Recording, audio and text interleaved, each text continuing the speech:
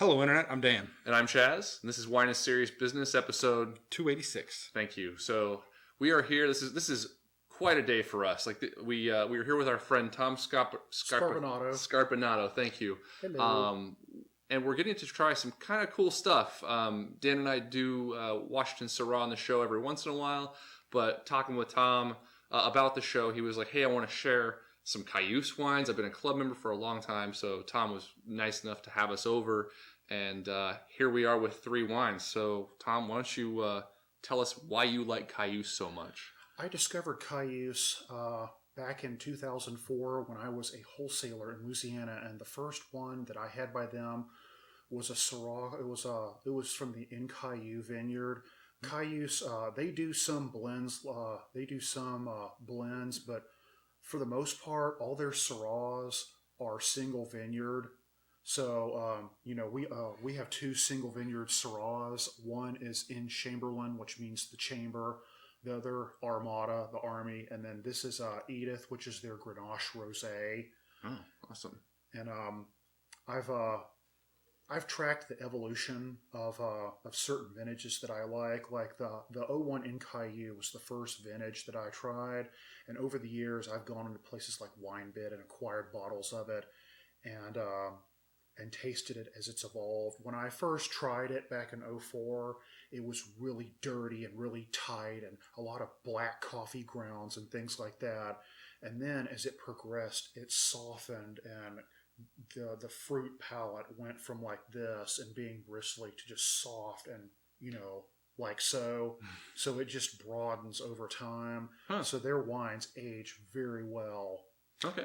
And I know, I've known Tom for quite a few years now. We met at Renaissance Wines, and I think as long as I've known him, he's been talking about Cayuse, which was interesting because it was, he got in on the mailing list right away, where now who knows how many years you have to wait. 8 years. Yeah. I got my first allocation. I sent off a request to be on the waiting list in February of 07, and I got in September of 07. I was allotted 1 3-pack of En Chamberlin. But you're in, right? Yeah, I got in. Yeah. I've pretty much picked up a 3-pack or 2 every year afterwards. Nice. And that's great. And then you're also not paying the secondary market prices when you do it that way, right? They're steep, and the thing pretty is pricey, yeah. I go with the exception of 1 year. I've gone every year and picked up. The only time I didn't do that was in 2011 because on Saturday morning at 8 o'clock, I had, surprise, a vector calculus course. So I was integrating between 3 dimensions at 8 o'clock in the morning, and I was going between Cartesian cylindrical, and spherical coordinate transformations too. Well, here's to not doing that doesn't that sound again as fun as anytime drinking soon. Cayuse. Yeah, So it was gnarly, and I was sitting there thinking, I was like, I could be in Walla Walla drinking this, and I'm here doing vector calculus. Yeah. So tell us a little bit about this wine. Is this so? It's a Grenache Rose, you said. Yes. Do they typically make it every year? Is this like a standard bottling for them? Yeah, it's a standard offering. They weren't doing it at first, but they used to have a regular offering of Viognier, which I've just recently acquired. But they had some misses for a couple of years, and it was off the list for quite a while. Mm-hmm. And people were wanting something other than just red wine. Sure, right. So, Christophe and Trevor had they have a good supply of Grenache through different vineyards. That's winemaker and assistant winemaker, right? Yeah. Well, Christophe is he's the owner and Trevor is the head manager, and they have I believe they have a lady whose name I don't know, who's doing a lot of the day-to-day vinification. But they have other projects too, which I can sample you on at a later date. They have Trevor and Christophe have No Girls together, and then another one that I recently got on the mailing list with is called Horsepower. And it's a cool project. There's the thing that's great about Horsepower is there's no machinery. Christophe's 2 draft horses do all the tilling of the ground. Everything is hand done about that vineyard. Yeah, makes for some great photos too. It's fun to see that when they talk about it. Those draft horses are beautiful. I'll bet. One of these days we're gonna have to do a photo op with them. They're gorgeous. Nice. And I didn't see this before. So this is Armada Vineyard Grenache too. So it's the same as I don't know which one of these bottles. The Syrah. Yeah, same as one of the Syrah. So it's Armada's. Armada, I believe, is actually in the Milton Freewater AVA, which they're trying to get that classified. I think they didn't they? The Rocks, they got their classification, I think. Rocks is in Cayuse. That I don't know. Oh, okay. Yeah, Armada, I don't know if that's been classified yet or not. But they have a lot of different vineyards. Mm-hmm. The only one that I know that's blended is I picked up my first Magnum in April, and it's a blend of the different vineyards. Interesting. And they do that. They're doing that once a year. I think there's I get a lot of like good strawberry fruit scents, like darker strawberries, but also a little like animal or something a little wild going on here. It's not heavy and dark, but just a little bit of a funky edge to it too. Yeah, my mother was commenting that there's kind of a dry, crisp watermelon, but there's a little bit of that kind of quince in there.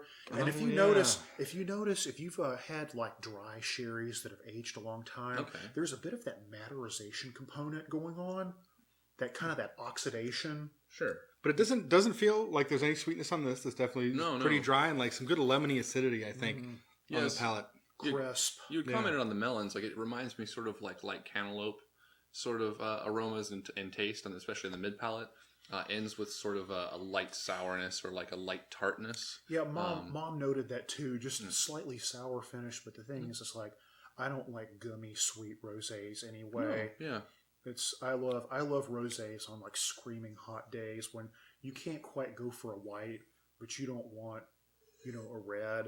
So rosé has always been a go-between for me. And I can see how this really works well in their lineup too, because with some bigger, heavier red, something really racy like this will kind of help refresh the palate. Absolutely. Give you a little bit of a break. Like some of their reds, like especially in Cerise. I remember I was at a friend's Christmas party in '08, and I was double fisting like I'm noted for doing at parties, and I had this wonderful 2000 single vineyard Amarone della Valpolicella from Brigaldera, which I think I actually still have one bottle left of. And I had that in one glass, and I had an 03 in Cerise in the other. I was like, this Amarone is going wild, and I smell it, and it smells different from this. I'm like, what is that? And it's like, I had the Amarone here, and then I had the in Cerise here. And what I had to do was I was like this. Go set it outside. Yeah. I didn't want somebody to knock it over because the dog was running around, and he was one of those golden retrievers with the big tail. Oh, right. Yeah. Sweeping. Just bull in a china shop. Sweet dog, but just rambunctious. So I was doing this, to be able to drink my Amarone. I thought the Amarone was going to be the heavy one at first, but that in Cerise was just going berserk in the glass. Huh. Yeah, so that's some context of the kind of weight these wines can have. That's definitely not something you see every day. Yeah, they've got real power to them, and I like that, and I'm magnetized to that and drawn to that. But at the same time, it's just not totally about the fruit. Christophe, he respects the earth that they come from, and it's just amazing that he can make big red wines like that because his family is Baron Albert, the champagne house. Yeah. And, he was just touring the country, and I don't know how he found himself in Walla Walla, but he saw plots of land and got wildly excited and called his family and said, we have to buy this right now. Yeah. And turned it into something special. Yeah, absolutely. Knew what he was doing. Kind of almost like Domaine Drouin here, right? Yeah, Veronique, her family is Joseph Drouin, the Burgundy house. Yeah. Mm-hmm. Yeah, so more... Actually, when little sidebar, Mom and Dad were over there touring France years ago, and Veronique was over there and recognized them, and she took them into the cellar, and they tasted Burgundy from like the 80s and the 70s, maybe the 60s, like stuff that's like hidden away that no one knows about except them. Wow. Crazy. Good meeting. Yeah. So it was really nice that they got to do that. So what's your feeling overall on this rosé? Is it one of your favorite or I really enjoy it. I like it a lot. It's really crisp. It's really refreshing. My absolute favorite rosé of all time is one from Charles Melton. It's called Rosé of Virginia. It's after his girlfriend. And it's Grenache based too, but it's got some Cab Franc and Shiraz in it too. And this is a lighter style. You'll notice the kind of pink rose consistency to this. Very light. Yeah. The Charles Melton was so dark that in a dark room you would mistake it for a red wine. Sure. Or especially some Pinot Noirs, right? Like like a light Pinot. Yeah. But I call it the Corton Charlemagne of rosés. I love it. Yes. Because yes.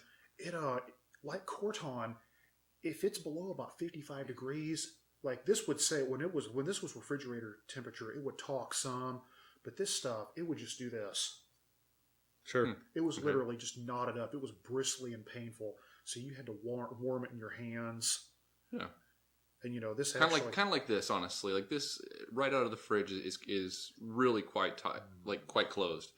As it warms up, we had Tom had been nice enough to share a bottle of this with us before, and as it warms up, it definitely opens up, gives a lot more on the nose and a lot more on the palate. I kind of prefer it almost like 65 degrees, a little warmer, or 55 degrees, like cellar temp. Yeah, pretty much cellar temp. But yeah, so if you try that, if you have this bottle, I would say let it go to cellar temp, or just pull it out of the cellar and pop it. So yeah, what do we got going on next? Yeah, you're gonna have to slam that.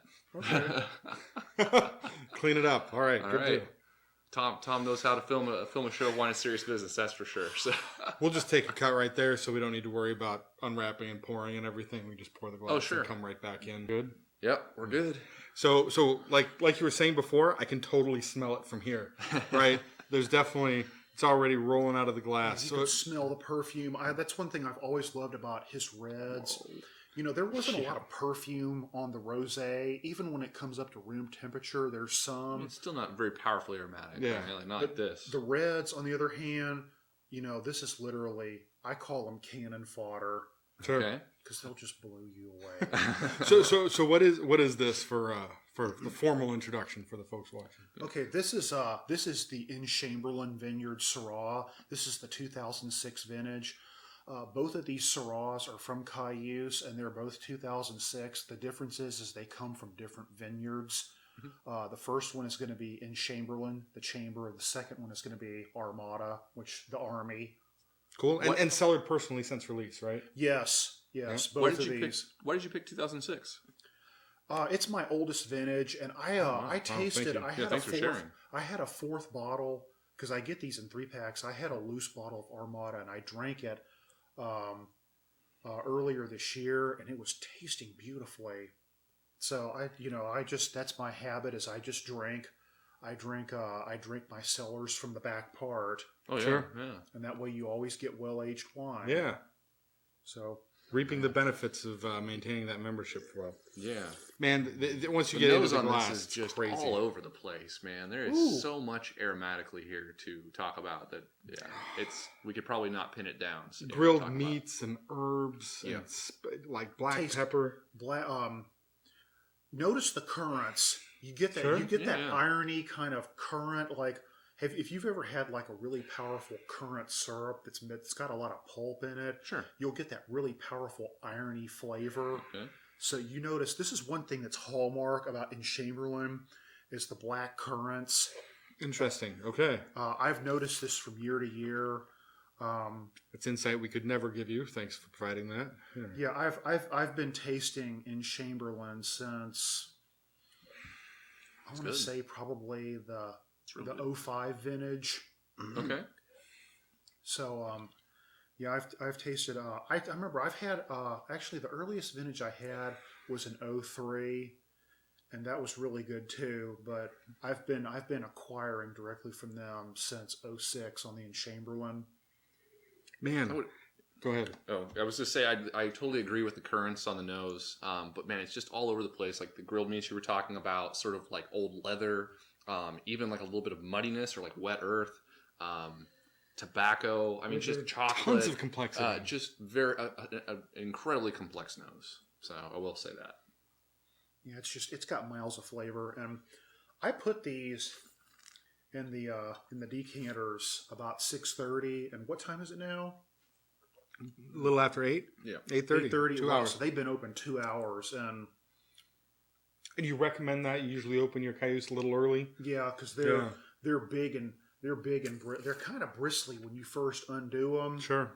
So But this isn't. I mean, there's wines that we have classified in the show, and we're like, man, these are purple. Like this doesn't taste purple. Like it's not an. It's not as heavy on the overpowering, palate as I'd expect. Heavy wine. Like this has a very good sense of lightness and balance with its acid and tannins. Like it stays light on your palate the whole time. There's none of the blanketing effect that you can get from sort of big reds. Kind of our happen. only benchmark for this is really like the Alto Moncayo stuff. Sure. And then maybe some stuff from California. We haven't had a lot of experience with wines of this bigger style, but I'm also really struck with how the structural elements kind of linger on the mid palate. Yeah. And while the fruit's there, it isn't that thick weight of fruit that sticks around. It's definitely there in the beginning and it's there on the nose. Sure. But it doesn't linger. yeah.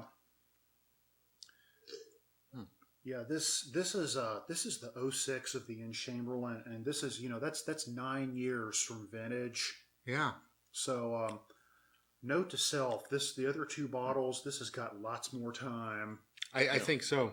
Yeah. Really good earthy characteristics here too. Definitely good complexity. Agreed. Acidity's drifting kind of in the little lemony direction, so definitely more Yeah, it acidic is. kind of punch on the mid palate than I was expecting. Oh, there All we right, go. so Who's this guy? This is Simba. Fantastic. Adding more cats to our collection. People love cats on the show. When I got him, his name was Simba, but I gave him a middle name. So this is Simba James Scarpinato. Fantastic. Another cute cat. He's a sweet boy. So do you feel like this is characteristic of En Chamberlin, or do you? Yeah. Yeah. The kind of the only vintage in my experience that was sweet was the 08. And I haven't tasted the 08 in the bottle, but I tasted it in the barrel, and it was just this bright fruit cannon, and that was still a barrel tasting, and it just blew me away. So I'm expecting big things from 08 when I know I have a 3-pack, and I think I've got a loose bottle of it too. Cool. Good. So we might have to taste on that. So this is not your typical Washington Syrah. Like No. the flavors here are really quite interesting. I mean, like the black currant thing. Now that you brought the currants up, like the black currants there are just completely. It's so down more than blackberries. All Way the way- more accurate. Yeah. Yeah, all the way across the palate. Dark cherries, a little bit of the blueberry notes that you can sort of get from Washington. It's a little bit there, but the sort of like leathery, earthy components in the mid palate and finish are really kind of nice, or really quite captivating. The acid, like you were talking about, sort of remind, like as soon as you said lemons, I was like thinking lemon zest. It was just totally that. Tannins have a little bit of grip, but are very, very gentle and just barely present. Really fun wine to drink. This is different.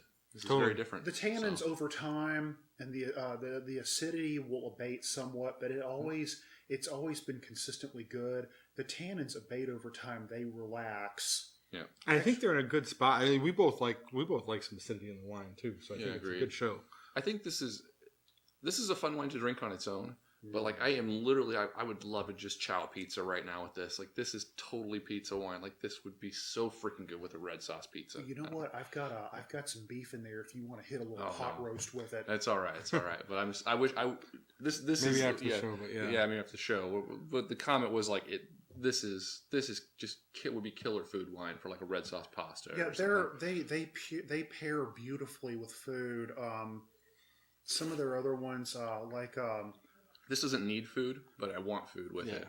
Yeah, like especially like one that I'm on the waiting list for, but I don't have yet. Is one? It's a Cabernet Sauvignon called the Widowmaker, and it's all I could think about when I tasted it was just like, oh man, braised meats. Is the Armada the one we just drank? In Chamberlain. Okay, in Chamberlain.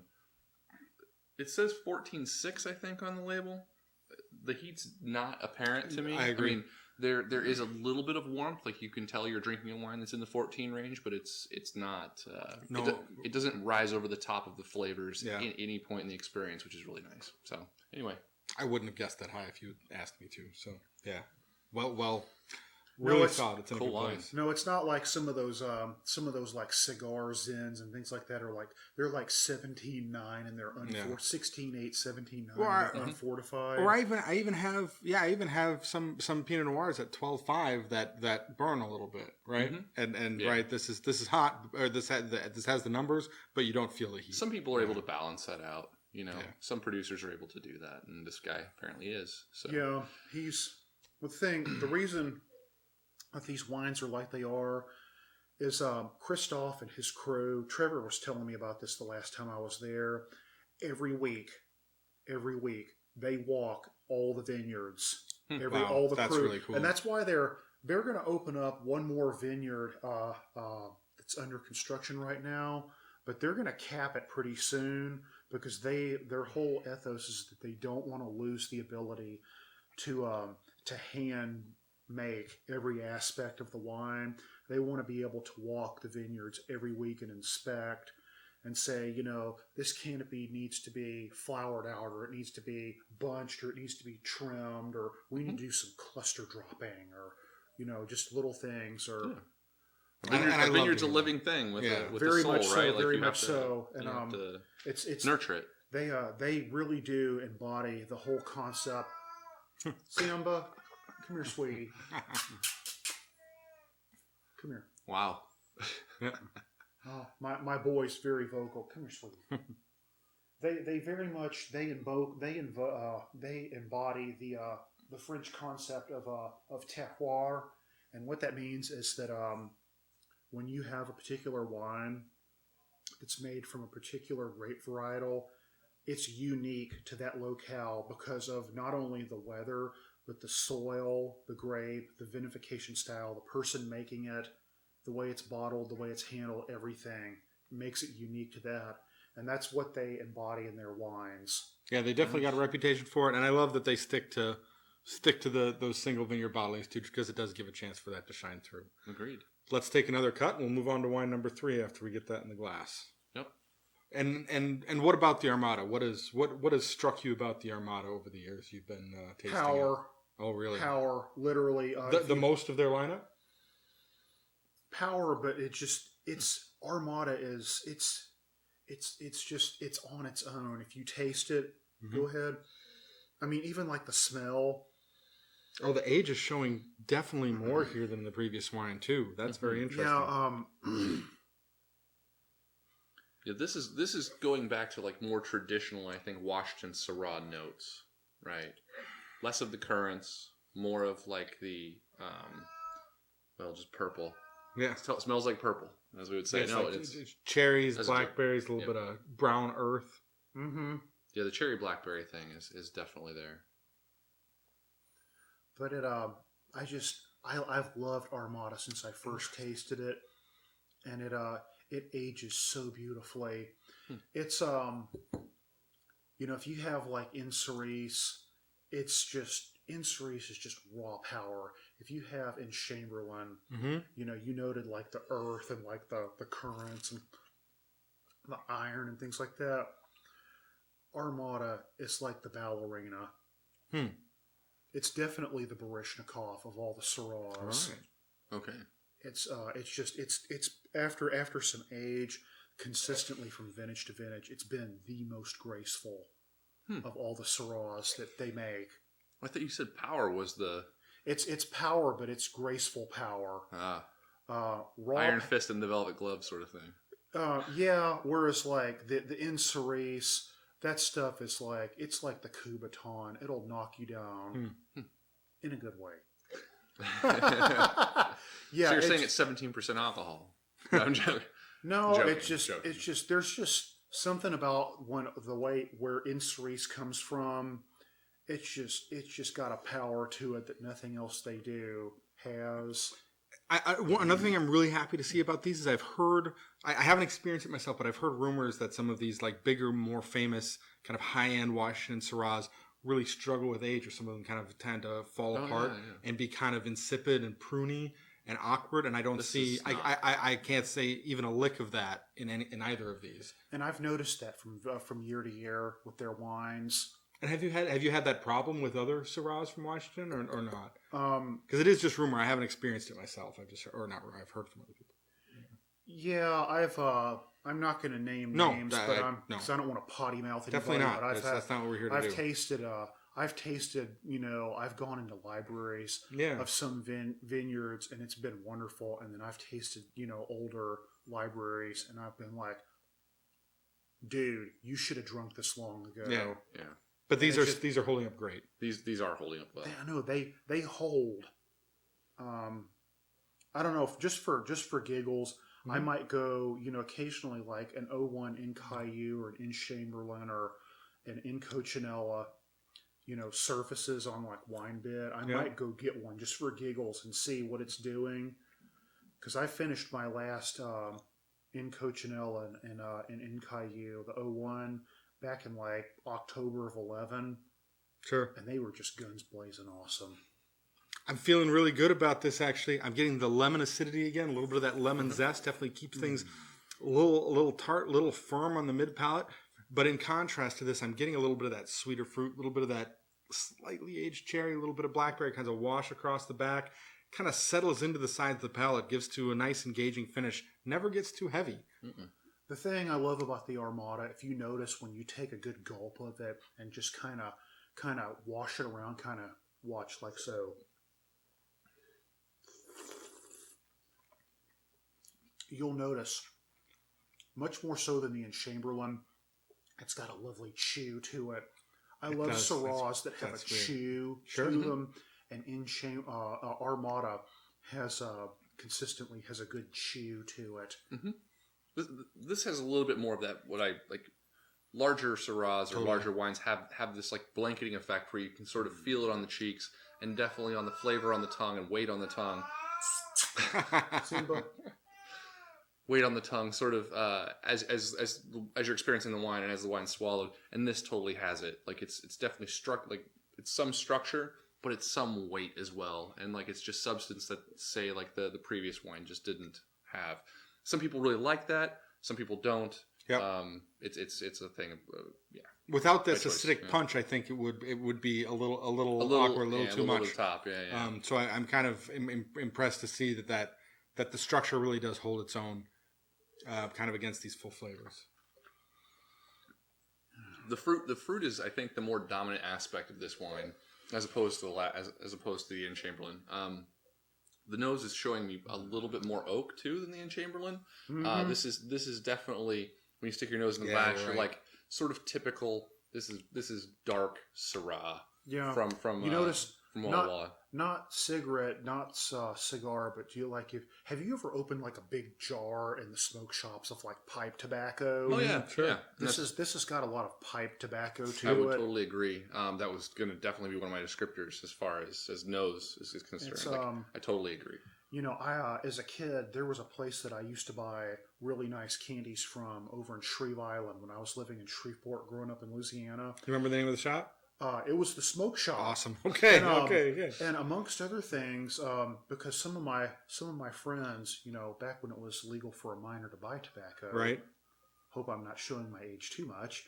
I would smell. They would get good, high quality pipe tobacco, and they would soak them with brandies and Armagnacs and things like that, and put fruit in them.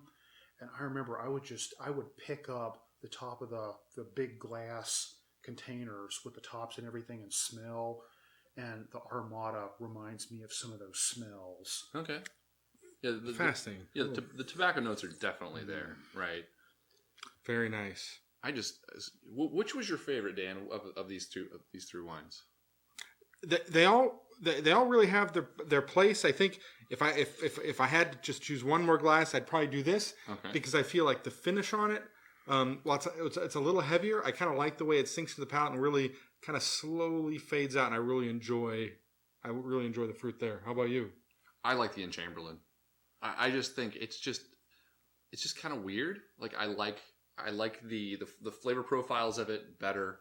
I like the lightness. It's almost sort of like interesting, yeah. Pinot-like Syrah, I guess, in that aspect. I wouldn't go there, but okay, you yeah, did. I guess. Okay. I mean, yeah.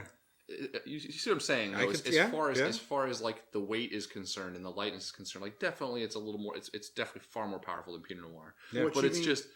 You mean kind of like a little bit of a Burgundian and Rhonian? Sure, a Rhonian, definitely more Rhone. Yeah, it's a more of a.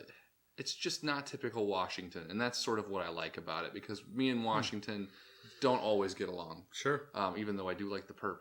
But of the three wines, that's my favorite. I've had some Washington Syrahs that they're purple, and I taste them.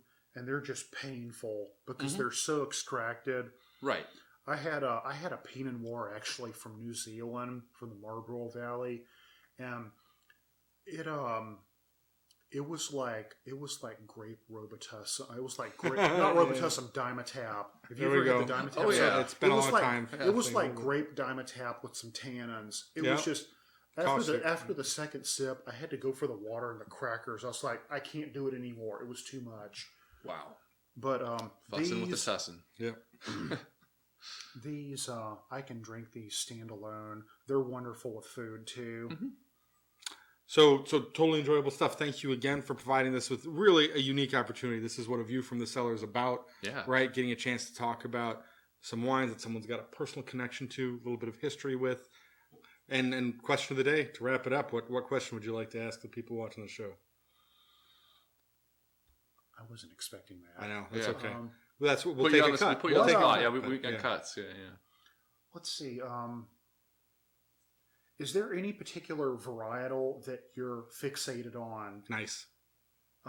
Do you tell us about, various regions that you've tasted it from, whether it's from Oregon, Washington State, California, the Rhone, somewhere else. Yeah. Post some comments, like a particular varietal that you're fixated on. We got a few minutes. Cool. Well, yeah, we just ran up on time. That's a good question. Tell us a story about your favorite variety, what it's good with around the world. Tell some stories. He reads the comments. He'll see them. Yeah. We'll see you guys next time, I guess. Cheers. And, cheers. Thank you.